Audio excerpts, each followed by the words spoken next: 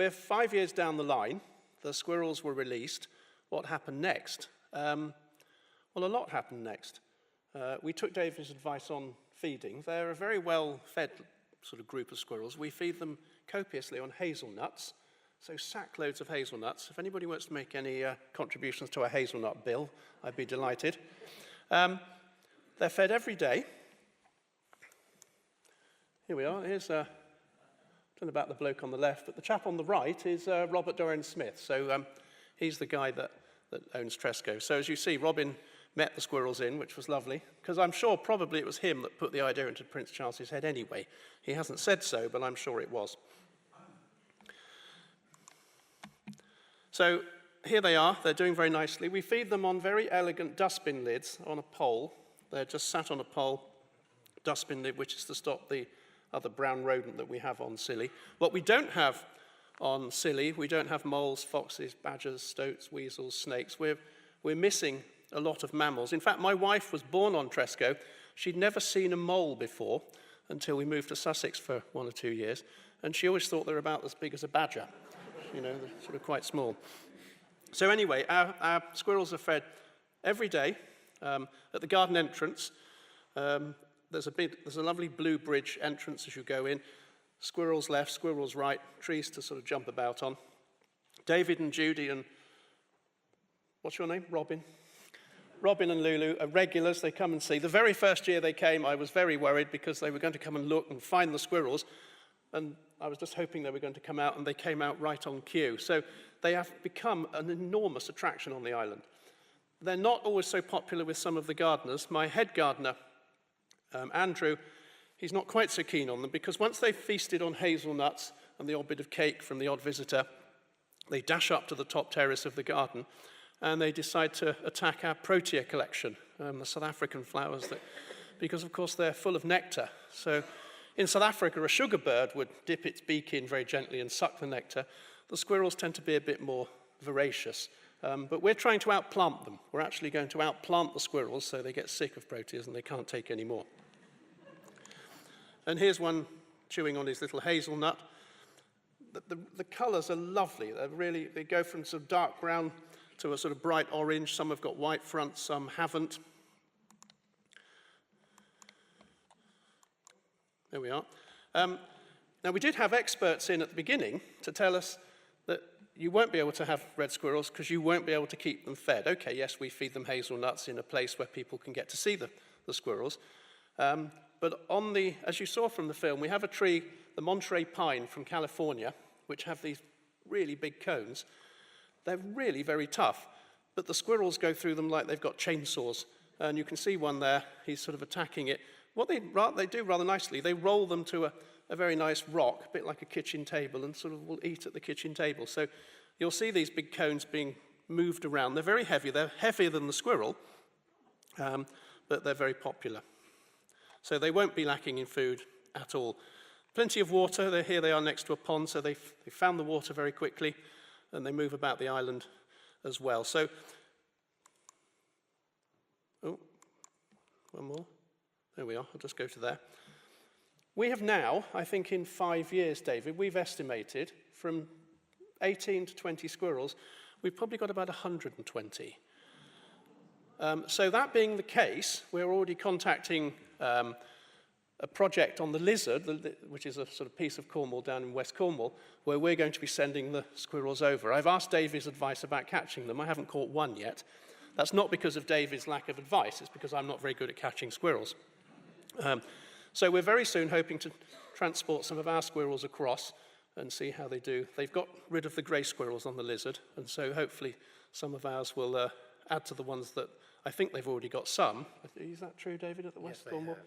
They've got some already. So that'll start moving about. So I couldn't wish for anything more successfully than what we've done. I don't think even Robin's wildest dreams that we'd do what we do. And it's all thanks to him and David. So I'd like to thank you both. And let's hope for some years yet to sort of carry on.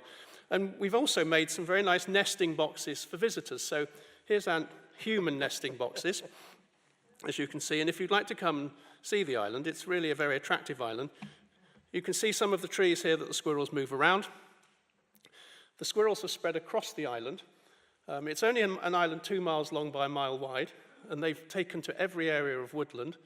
And so hopefully we'll continue, and if they do come and see us. Thank you very much. David, have you got... Yes, I want to... As you can see, this has been a huge success. I think it's the way forward, putting squirrels on islands which have suitable habitats with no grey squirrels. It's the way forward. Robin's cousin, Peter Coulson, is that right, Robin? He's a professor at Cambridge in zoology. He says islands are the way to save the red squirrel population, because that then means you've got colonies which we can draw on when there are suitable habitats on the mainland. And as Mike has just said, we're going to take squirrels from Tresco to the Lizard, but also we're doing a walkthrough exhibit at the Lost Gardens of Heligon next year, and we shall be stocking them with red squirrels from Tresco. So the more red squirrels we can get onto islands which have suitable habitats, the better for the red squirrel. I mean, because at the British Wildlife Centre, we, as you probably saw in the film, we have the first walk-through red squirrel enclosure in the country where you can actually go through and see red squirrels. We're going to be doing one this coming year, starting this winter at Kew in London. Now that's going to be a huge project which we should be involved with Kew. But the great thing about that is that Kew have 1.8 million visitors a year.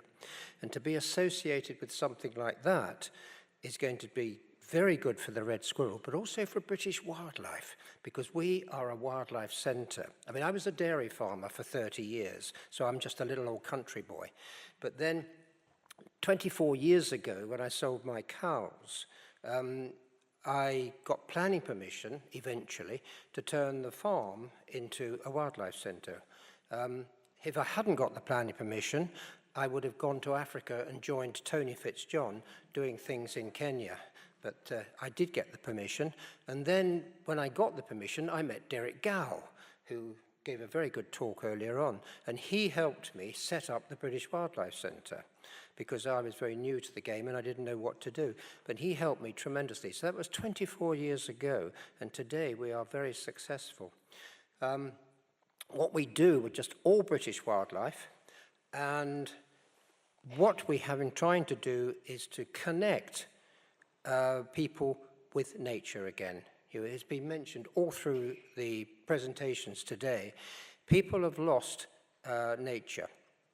Over 90% of the population in this country live in towns and cities, and they are so devoid of nature. They may see, a fox or a grey squirrel in a London park, but they don't know the variety of wildlife we have in this country. So come to us, and you can actually see all the things that we have in this country. We are a collection. We're actually classed as a zoo, but we're not a zoo.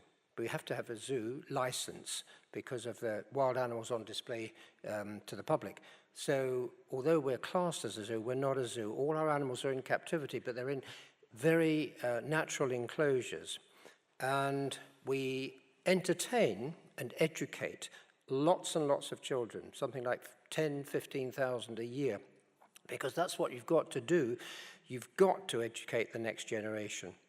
And if you don't, I mean, just looking around today here, as Robin has pointed out, we are the older generation. We've got to interest the younger generation, because then they will want to save it.